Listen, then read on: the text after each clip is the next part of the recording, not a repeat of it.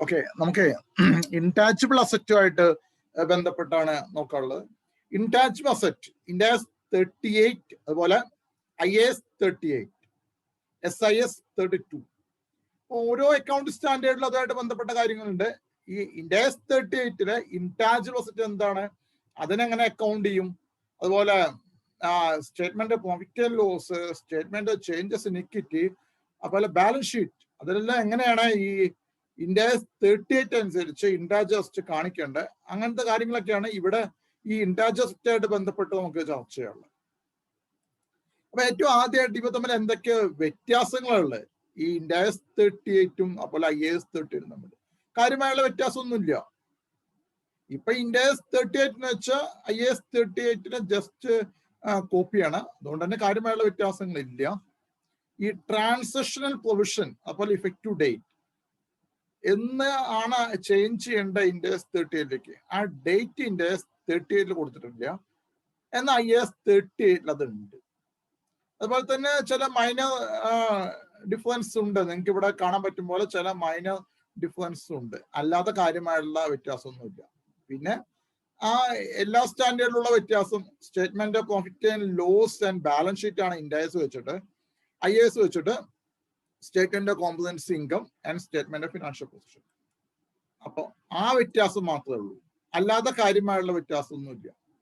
അതുകൊണ്ട് തന്നെ ഇപ്പൊ നമ്മളിവിടെ ചർച്ച ചെയ്യാൻ പോകുന്ന കാര്യങ്ങളെല്ലാം തന്നെ ഈ രണ്ട് സ്റ്റാൻഡേർഡിനും ഒരേപോലെ അപ്ലിക്കബിൾ ആയിട്ടുള്ള കാര്യങ്ങളാണ്. അപ്പൊ ആദ്യം എന്താണ് ഈ ഒബ്ജക്റ്റീവ് ഈ സ്റ്റാൻഡേർഡ്? ഈ സ്റ്റാൻഡേർഡ് ഒബ്ജക്റ്റീവ് എന്താണെന്ന് വെച്ചാൽ ഒരു അക്കൗണ്ട് ട്രീറ്റ്മെന്റ് നിർദ്ദേശിക്കുക. ബാക്കിയുള്ള സ്റ്റാൻഡേർഡ് വഴി അക്കൗണ്ട് ചെയ്യാൻ പറ്റാത്ത ഇൻടാഞ്ചിബിൾ അസറ്റിന് എങ്ങനെ അക്കൗണ്ട് ചെയ്യും എന്നതിന്റെ ചില നിർദ്ദേശങ്ങൾ കൊടുക്കുക. ചില ക്രൈറ്റീരിയ സാറ്റിസ്ഫൈഡ് ആകുമ്പോഴാണ് ഒരു അസറ്റിന് ഇൻടാഞ്ചിബിൾ അസറ്റ് എന്ന് വിളിക്കുക. അപ്പൊ ഏതൊക്കെയാണ് ക്രൈറ്റീരിയ ഈ സ്റ്റാൻഡേർഡിൽ കൊടുത്തിട്ടുണ്ട്, ഏതൊക്കെയാണ് ക്രൈറ്റീരിയ? അതുപോലെ തന്നെ എങ്ങനെയാണ് ഇൻടാഞ്ചിബിൾ അസറ്റിന്റെ ക്യാരി എമൗണ്ട് മെഷർ ചെയ്യുന്നത് ഈ സ്റ്റാൻഡേർഡിൽ കൊടുത്തിട്ടുണ്ട്. ഇൻടാഞ്ചിബിൾ അസറ്റോട് ബന്ധപ്പെട്ട എന്തൊക്കെ ഡിസ്ക്ലോഷർ നടത്തേണ്ടത്, statement of profit and loss, statement of changes in equity, balance sheet, അതിലൊക്കെ ആ കാര്യങ്ങൾ ഈ സ്റ്റാൻഡേർഡിൽ കൊടുത്തിട്ടുണ്ട്. ഇനി എന്താണ് സ്കോപ്പ്? ഈ സ്റ്റാൻഡേർഡിന്റെ സ്കോപ്പ് എന്താ? ഇൻടാഞ്ചിബിൾ അസറ്റ് ആണ് ഈ സ്റ്റാൻഡേർഡ് വെച്ച് കാണിക്കേണ്ടത്. Right under licensing agreement for items such as film, video recording, plays, manuscript, patent, copyright, ഇതെല്ലാം തന്നെ ഇൻഡാസ് 38 എന്ന അക്കൗണ്ട് സ്റ്റാൻഡേർഡിന്റെ സ്കോപ്പിൽ വരും. എന്നാൽ ഇന്റേണലി ജനറേറ്റഡ് ഗുഡ്വില്ല് അസറ്റായിട്ട് കാണിക്കാൻ പാടില്ല ഈ സ്റ്റാൻഡേർഡ് വെച്ചിട്ട്. എല്ലാ ഇൻടാഞ്ചിബിൾ അസറ്റിന് ഈ സ്റ്റാൻഡേർഡ് വെച്ചാണ് അക്കൗണ്ട് ചെയ്യേണ്ടത്. ചില എക്സെപ്ഷൻസ് കൊടുത്തിട്ടുണ്ട്, അത് ഒഴികെ. അപ്പൊ എന്തൊക്കെയാണ് എക്സെപ്ഷൻസ് എന്ന് നോക്കല് ഇമ്പോർട്ടൻ്റ് ആണ്. ഒന്നാമത്തെ കാര്യം മറ്റേതെങ്കിലും സ്റ്റാൻഡേർഡിന്റെ കൺട്രോൾ വരുന്ന ഇൻടാഞ്ചിബിൾ അസറ്റ്. രണ്ടാമത്തെ കാര്യം ഇൻഡാസ് 32 അനുസരിച്ചുള്ള ഫിനാൻഷ്യൽ ഇൻസ്ട്രുമെന്റ്സ് പ്രസന്റേഷൻ. ഇൻഡാസ് 32 അതാണ് ഫിനാൻഷ്യൽ ഇൻസ്ട്രുമെന്റ്സ് പ്രസന്റേഷൻ, അതിൽ കാണിച്ചിരിക്കുന്ന ഫിനാൻഷ്യൽ അസറ്റ്. അതുപോലെ തന്നെ recognition, measurement of exploration and evaluation asset Ind AS 106 അനുസരിച്ച്. അപ്പൊ ആ സ്റ്റാൻഡേർഡിലൊക്കെ വരുന്ന ഇൻടാഞ്ചിബിൾ അസറ്റ് ഈ ഇൻഡാസ് 38 വെച്ചിട്ട് അക്കൗണ്ട് ചെയ്യാൻ പാടില്ല. പിന്നെ അതുപോലെ തന്നെ expenditure on the development and extraction of mineral, oil, natural gas and similar non-regenerative resource അതോടെ എടുക്കാൻ പാടില്ല ഈ സ്റ്റാൻഡേർഡ് വെച്ചിട്ട്. ഇനിയുണ്ട് ഇൻഡാസ് 2 ഇൻവെന്ററി, ആ സ്റ്റാൻഡേർഡ് അനുസരിച്ച് വരുന്ന ഇൻടാഞ്ചിബിൾ അസറ്റ് എന്ന് വെച്ചാൽ intangible asset held by entity for sale in the ordinary course of business, അതാണ് ആ സ്റ്റാൻഡേർഡ് വെച്ച് വരിക. അതുപോലെ ഇൻഡാസ് 12 ഇൻകം ടാക്സ്, ആ സ്റ്റാൻഡേർഡ് വെച്ച് വരുന്ന ഡെഫേർഡ് ടാക്സ് അസറ്റ്. അതുപോലെ ഇൻഡാസ് 116 ലീസസ്, ആ സ്റ്റാൻഡേർഡ് വെച്ച് വരുന്ന lease of intangible asset accounted for in accordance with ഇൻഡാസ് 116 leases. ബാക്കിയുള്ള എല്ലാ ഇൻടാഞ്ചിബിൾ അസറ്റും ഈ സ്റ്റാൻഡേർഡ് വെച്ചാണ് അക്കൗണ്ട് ചെയ്യുന്നത്. അതുപോലെ തന്നെ asset arising for employee benefit, Ind AS 19 employee ബെനിഫിറ്റിൽ എടുക്കുന്നുണ്ട്, ഈ സ്റ്റാൻഡേർഡ് വെച്ച് എടുക്കാൻ പാടില്ല. അതുപോലെ ഇൻഡാസ് 32 ഡിഫൈൻ ചെയ്ത ഫിനാൻഷ്യൽ അസറ്റ് ഇൻഡാസ് 1110 അനുസരിച്ചിട്ടുള്ള ഇൻടാഞ്ചിബിൾ അസറ്റ്, ഇൻഡാസ് 27, ഇൻഡാസ് 28 എന്നിവ അനുസരിച്ചുള്ള ചില ഇൻടാഞ്ചിബിൾ അസറ്റ്, ഇൻഡാസ് 103 അനുസരിച്ചുള്ള ഗുഡ്വില്ല്, അതുപോലെ non current intangible asset classified as held for sale. അത് index 105. Non current asset held for sale and discontinued operation അതിലെടുക്കുക. അപ്പൊ ഇത്തരത്തിലുള്ള ഇൻടാഞ്ചിബിൾ അസറ്റ് ഒക്കെ അതത് സ്റ്റാൻഡേർഡ് വെച്ചെടുക്കുന്നുണ്ട്. അപ്പൊ ഈ സ്റ്റാൻഡേർഡിന്റെ പ്രധാനപ്പെട്ട കാര്യം എന്താ വെച്ചാൽ മറ്റൊരു സ്റ്റാൻഡേർഡിലും വരാത്ത ഇൻടാഞ്ചിബിൾ അസറ്റ് ആണ് ഈ സ്റ്റാൻഡേർഡ് അനുസരിച്ച് അക്കൗണ്ട് ചെയ്യുന്നത്, ഈ സ്റ്റാൻഡേർഡ് അനുസരിച്ച് പരിഗണിക്കുന്നത്. ഡെഫിനേഷൻ കൊടുത്തിട്ടുണ്ട് ഈ സ്റ്റാൻഡേർഡ് അനുസരിച്ച്. എന്തൊക്കെയാ ഡെഫിനേഷൻ? ഒന്നാമത്തെ കാര്യം ഇൻടാഞ്ചിബിൾ അസറ്റ് എന്ന ഡെഫിനേഷൻ. അപ്പൊ എന്താ intangible asset? Identifiable non monetary asset without physical substance. ഒന്നാമത്തെ കാര്യം ഐഡന്റിഫയബിൾ ആണ്. രണ്ടാമത്തെ ഐഡന്റിഫയബിൾ എന്ന് വെച്ചാൽ ആ സ്ഥാപനത്തിന് വിൽക്കാനോ വാടകയ്ക്ക് കൊടുക്കാനോ പറ്റണം, അതാണ് ഐഡന്റിഫയബിൾ. അടുത്ത നോൺ മോണിറ്ററി. മോണിറ്ററി അത് ക്യാഷിന്റെ രൂപത്തിലായിരിക്കാൻ പാടില്ല, അതിന് ഫിസിക്കൽ സബ്സ്റ്റൻസ് പാടില്ല, അപ്പോൾ ഇൻടാഞ്ചിബിൾ അസറ്റ് ആകും. മോണിറ്ററി അസറ്റ് വെച്ചാൽ അത് ക്യാഷിന്റെ രൂപത്തിൽ സ്ഥാപനത്തിന്റെ കൈവശം ഇരിക്കുന്നത്. ക്യാഷ്, ബാങ്ക് അതൊക്കെ മോണിറ്ററി അസറ്റാ. സ്റ്റോക്ക് ആക്റ്റീവ്സ് അതൊക്കെ നോൺ മോണിറ്ററി അസറ്റാ. അപ്പൊ നോൺ മോണിറ്ററി അസറ്റ് ആവണം, പിന്നെ അത് ഐഡന്റിഫയബിൾ ആവണം, പിന്നെ അതിന് ഫിസിക്കൽ സബ്സ്റ്റൻസ് പാടില്ല. ഈ 3 കണ്ടീഷൻ കറക്റ്റ് ആയാലും ഇൻടാഞ്ചിബിൾ അസറ്റ് ആവുള്ളൂ. ഇനി അമോർട്ടിസേഷൻ എന്ന വാക്കിന്റെ ഡെഫിനേഷൻ ഉണ്ട്. അമോർട്ടിസേഷൻ എന്ന് വെച്ചാൽ systematic allocation of the depreciable amount.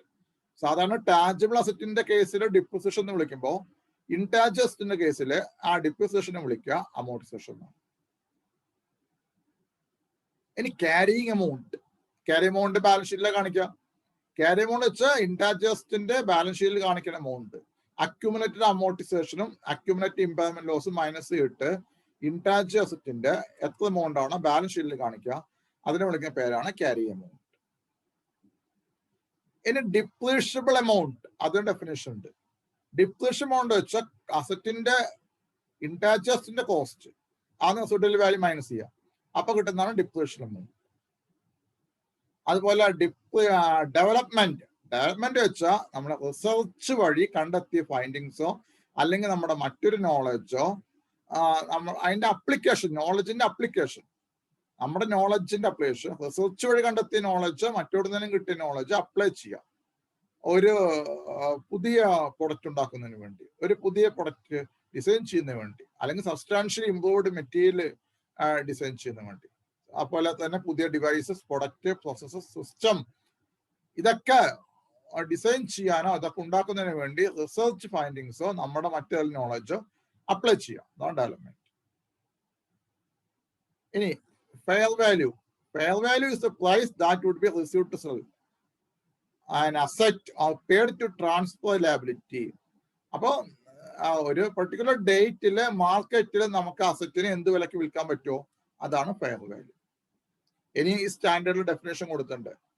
Impairment loss. Impairment loss വെച്ചാൽ ഈ സ്റ്റാൻഡേർഡ് വെച്ചിട്ട് ഇൻടാഞ്ചിബിൾ അസറ്റിന്റെ ക്യാരിയിങ് എമൗണ്ട് അതിന്റെ റിക്കവറബിൾ എമൗണ്ടിനേക്കാൾ അധികമാണെങ്കിൽ അതാണ് ഇമ്പയർമെന്റ് ലോസ്. എന്ന് വെച്ചാൽ അസറ്റ് വിറ്റ് 40,000 കിട്ടുള്ളൂ, ബാലൻസ് ഷീറ്റിൽ 50,000 ഉണ്ട്, അപ്പൊ ഇമ്പയർമെന്റ് ലോസ് 10,000. ഇനി റിസർച്ച് വെച്ച ഒരു ഇൻവെസ്റ്റിഗേഷൻ ആണ്, ഒറിജിനൽ ആൻഡ് പ്ലാൻ ഇൻവെസ്റ്റിഗേഷൻ ആണ്, ന്യൂ സയന്റിഫിക് അല്ലെങ്കിൽ ടെക്നിക്കൽ നോളജ് ലഭിക്കുക എന്ന ലക്ഷ്യത്തോടെ ചെയ്യുന്ന ഒരു പ്ലാൻ ഇൻവെസ്റ്റിഗേഷൻ. പിന്നെ റെസിഡ്യൂവൽ വാല്യൂ അതിന്റെ ഡെഫിനേഷൻ നോക്കുക, അതുപോലെ യൂസ്ഫുൾ ലൈഫ് ആ ഡെഫിനേഷൻ നോക്കുക, ഒക്കെ നോക്കുക. അപ്പൊ ഇങ്ങനെ ഡെഫിനേഷൻസ് എല്ലാം തന്നെ ഈ സ്റ്റാൻഡേർഡിൽ കൊടുത്തിട്ടുണ്ട്. ഇനി ഒന്നാമത്തെ കാര്യം നമ്മൾ എങ്ങനെയാണ് റെക്കഗ്നൈസ് ചെയ്യേണ്ടത്, ഇൻടാഞ്ചിബിൾ അസറ്റ് എങ്ങനെ റെക്കഗ്നൈസ് ചെയ്യണം, ഇൻടാഞ്ചിബിൾ അസറ്റിന്റെ റെക്കഗ്നേഷൻ എങ്ങനെയാണ്, ഇനീഷ്യൽ റെക്കഗ്നേഷൻ എങ്ങനെയാണ്. ഇൻടാഞ്ചിബിൾ അസറ്റിന്റെ ഇനീഷ്യൽ റെക്കഗ്നേഷൻ കോസ്റ്റിലാണ്. Subsequent recognition property plant equipment പോലെ കോസ്റ്റോ അല്ലെങ്കിൽ കോസ്റ്റ് മോഡലോ അല്ലെങ്കിൽ റീവാലുവേഷൻ മോഡലോ ഉപയോഗിച്ചായിരിക്കാം. ഏറ്റവും ആദ്യം ഇൻടാഞ്ചിബിൾ അസറ്റ് കോസ്റ്റിലാണ് കാണിക്കേണ്ടത്.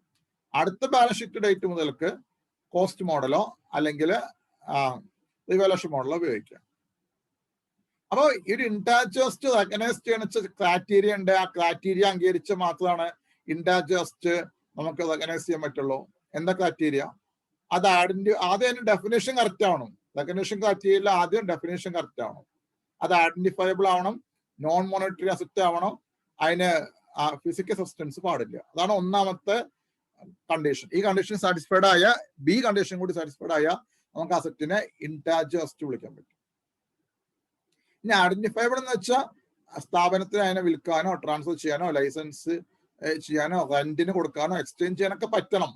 അപ്പൊ ആ അസറ്റിന് അല്ലെങ്കിൽ ലാബിലിറ്റി ഐഡന്റിഫയബിൾ ആണ് പറയാൻ പറ്റും. ഒരു അസറ്റ് ലാബിലിറ്റി സ്ഥാപനത്തിൽ നിന്ന് അതിനെ വ്യത്യാസപ്പെടുത്താൻ പറ്റുമെങ്കിൽ അതാണ് അവിടെ വിളിക്കുന്നത് ഐഡന്റിഫയബിൾ. അപ്പൊ അങ്ങനെ ആയിരിക്കണം.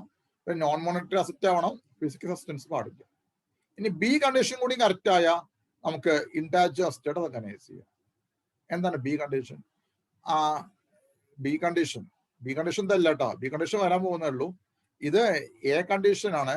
ഈ ഒരു ഇൻടാഞ്ചിബിൾ അസറ്റ് ഏത് സമയത്താണ് ആവുക, അതിന് ഡെഫിനേഷൻ, ഇൻടാഞ്ചിബിൾ അസറ്റ് ഡെഫിനേഷൻ എന്താണ്? ഇനി എ കണ്ടീഷനിൽ ഒന്നെങ്കിൽ ഡെഫിനേഷൻ കറക്റ്റ് ആവണം. ഞാൻ ഒന്നും കൂടി എക്സ്പ്ലെയിൻ ചെയ്യും, ഇപ്പൊ നിങ്ങൾക്ക് ഒരു കൺഫ്യൂഷൻ ആയോ. ഇൻടാഞ്ചിബിൾ അസറ്റ് എപ്പോൾ റെക്കഗ്നൈസ് ചെയ്യും? എ കണ്ടീഷനും ബി കണ്ടീഷനും പാലിക്കപ്പെട്ടാലാണ് ഇൻടാഞ്ചിബിൾ അസറ്റ് റെക്കഗ്നൈസ് ചെയ്യാൻ പറ്റുക. ഇത് സ്മോൾ ബി ആണ്, ഈ ബി അല്ല. ഈ ഇതാണ് വലിയ ബി. ഈ വലിയ ബിയും ഈ വലിയ എയും സാറ്റിസ്ഫൈഡ് ആണ്. വലിയ എന്ന് വെച്ചാൽ intangible asset is identifiable non monetary asset without physical substance. അതാണ് വലിയ എ കണ്ടീഷൻ.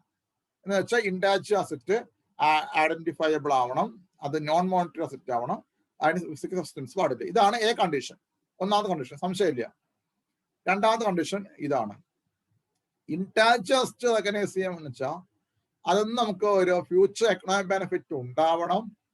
അതുപോലെ തന്നെ അതിന്റെ കോസ്റ്റ് റിലയബിളി ആയിട്ട് മെഷർ ചെയ്യാൻ പറ്റണം. അതിന്റെ കോസ്റ്റ് വിശ്വാസയോഗ്യമായിട്ട് മെഷർ ചെയ്യാൻ പറ്റണം. അപ്പൊ എ കണ്ടീഷനും ബി കണ്ടീഷനും സാറ്റിസ്ഫൈഡ് ആയ നമുക്ക് ഇൻടാഞ്ചിബിൾ അസറ്റ് എന്ന് അംഗീകരിക്കാനും ബാലൻസ് ഷീറ്റ് കാണിക്കാനും പറ്റും. ഇനി ഇവിടെ ഒരു എ കൊടുത്തിട്ടുണ്ട്, അതുപോലെ ബി കൊടുത്തിട്ടുണ്ട്. അതെന്താണെങ്കിൽ ഈ ഐഡന്റിഫയബിൾ എന്ന വാക്കിന്റെ എക്സ്പ്ലനേഷൻ. അത് ഐഡന്റിഫയബിൾ എന്ന് വെച്ചാൽ ഒന്നാമത്തെ കാര്യം സ്ഥാപനത്തിൽ നിന്ന് അതിനെ വേർപ്പെടുത്താൻ പറ്റണം. മറ്റേ സ്ഥാപനത്തിന് വിൽക്കാനോ ട്രാൻസ്ഫർ ചെയ്യാനോ റെന്റ് ചെയ്യാനോ എക്സ്ചേഞ്ച് ചെയ്യാൻ പറ്റണോ. അല്ലെങ്കിൽ ഇത് ഐഡന്റിഫയബിൾ എന്ന വാക്കിന്റെ ഡെഫിനേഷൻ കേട്ടോ. അല്ലെങ്കിൽ അത് കോൺട്രാക്ച്വൽ അല്ലെങ്കിൽ ഒരു കോൺട്രാക്റ്റിൽ നിന്ന് മറ്റുള്ള ലീഗൽ റൈറ്റ് ആയിട്ടോ സ്ഥാപനത്തിന് ലഭിച്ചതായിരിക്കണം. അപ്പോൾ അതിനെന്ത് വിളിക്കുക? ഐഡന്റിഫയബിൾ എന്ന് വിളിക്കുക. ഇപ്പൊ സംശയം ഉണ്ടാവില്ല. ബാക്കിയുള്ള നമുക്ക് അടുത്ത വീഡിയോയിൽ കാണാം. Okay, thank you.